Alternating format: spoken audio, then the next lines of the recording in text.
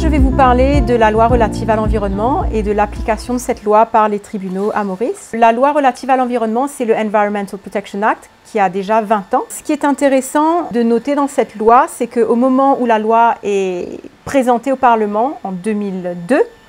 les débats parlementaires et la présentation qui est faite de l'objectif de cette loi par le gouvernement à l'époque démontrent, certainement à mon avis, démontre en fait une volonté de venir implémenter un cadre juridique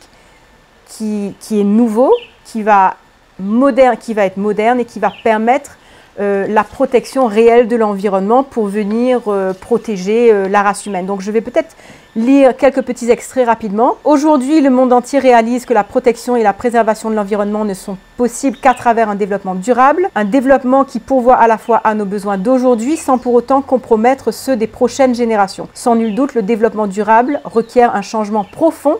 au niveau de la société humaine. Dans l'esprit de cette mouvance mondiale, le ministère de l'Environnement veut promouvoir cette approche transversale afin que nous ayons non seulement un ministère de l'Environnement qui agit en faveur de la protection et la préservation de l'environnement, mais aussi tout un gouvernement et tout un pays qui participent.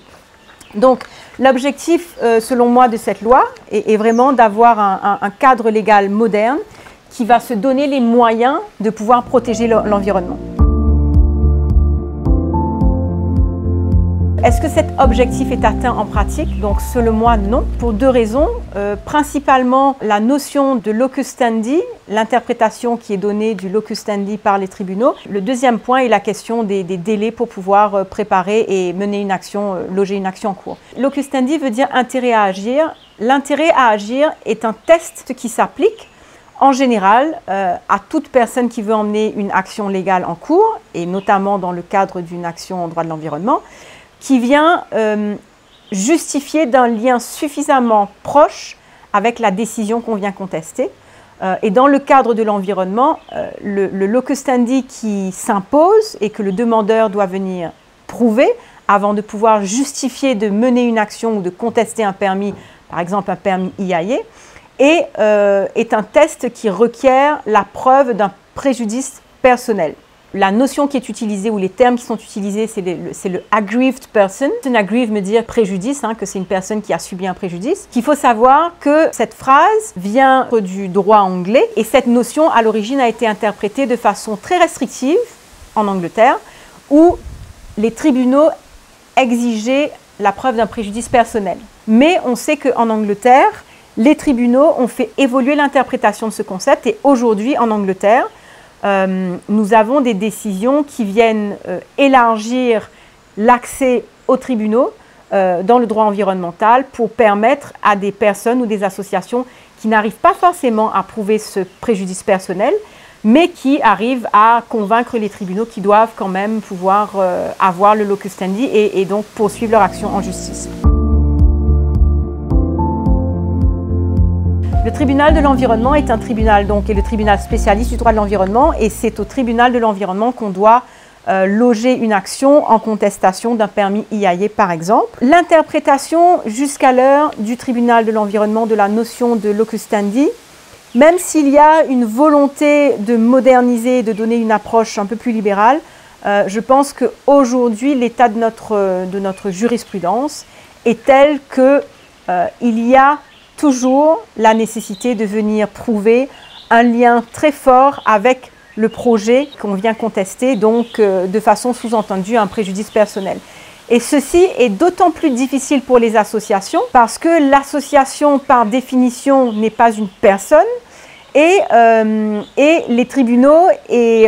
les cours peuvent avoir un peu de mal, du moins peut-être à Maurice, à comprendre qu'une association, qu'il est difficile de prouver ce préjudice, mais que l'association est peut-être par définition la personne la mieux placée pour emmener une telle action en justice. Donc, il y a eu quand même une certaine évolution, notamment à travers le case de Growfish, où la Sea Users Association a obtenu le locus standi, mais dans cette action, le tribunal a accepté que la Sea Users Association avait le locus standi parce que ses membres eux-mêmes avaient réussi à prouver un préjudice potentiel. Cette décision, même si elle est une avancée en droit de l'environnement, ne vient pas vraiment faire évoluer de façon importante ce test conservateur du préjudice direct personnel requis. Maintenant, au niveau de la Cour suprême, jusqu'alors, on n'a pas de jugement. On a un jugement qui traite de la question des permis, qui est assez conservateur sur la question de locus. C'est le jugement de Bowman, mais il ne s'applique à mon avis pas au droit environnemental. Donc la Cour suprême ne s'est pas encore prononcée sur la question de l'interprétation, sachant que la Cour suprême est hiérarchiquement une cour plus haute. Donc s'il y a une décision qui est prise au niveau de la Cour suprême, le tribunal de l'environnement devra l'appliquer. Donc si on veut un changement réel, il va falloir attendre une décision de la Cour suprême ou éventuellement du Privy Council. Donc nous attendons en ce moment une décision de la Cour suprême qui siège en appel dans une action qui a été intentée par EcoSud, qui vient contester un permis EIA, dans lequel justement nous venons expliquer l'évolution en droit anglais de ce concept de aggrieved person qui a permis là-bas de pouvoir élargir l'accès aux tribunaux de l'environnement et au final qui rapproche en fait une interprétation qui se rapproche presque de l'intérêt public. Parce que dans la position actuelle de notre loi et dans beaucoup de pays, on ne peut pas simplement amener une action en justice dans l'intérêt public, complètement déconnecté de nous. Donc ça, c'est l'autre extrême de ce que nous avons. À Maurice, on doit prouver un préjudice personnel. Le public interest litigation n'est pas reconnu, mais ce que je dirais, c'est que l'interprétation par les tribunaux anglais de la notion de locus standi a évolué de façon tellement libérale qu'en fait, au final, elle nous rapproche d'une certaine façon de ce concept d'intérêt public. Brièvement, le deuxième aspect qui pose problème, à mon avis,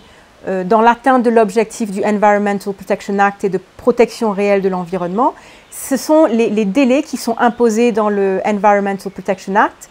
et aussi dans le ELUAT Act, qui est un acte de procédure, une législation de procédure, qui viennent en fait imposer ensemble des délais très stricts. Donc par exemple, lorsque le promoteur vient déposer une demande d'obtention de permis EIA, le citoyen a en général à peu près 3 semaines pour déposer ses objections.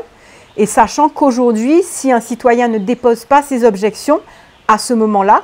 il n'aura pas le droit, et la loi a changé de façon plus restrictive aujourd'hui, mais aujourd'hui, si on ne dépose pas ses objections, on ne pourra pas ensuite, si la licence est accordée par le ministère de l'Environnement, on n'aura pas le droit de venir contester cette décision. Et ça, ce sont des amendements récents qui ont été apportés à la loi et qui viennent démontrer relativement récemment une volonté de venir restreindre quelque part les personnes qui vont pouvoir emmener des actions en justice. Une fois que le permis EIA est donné,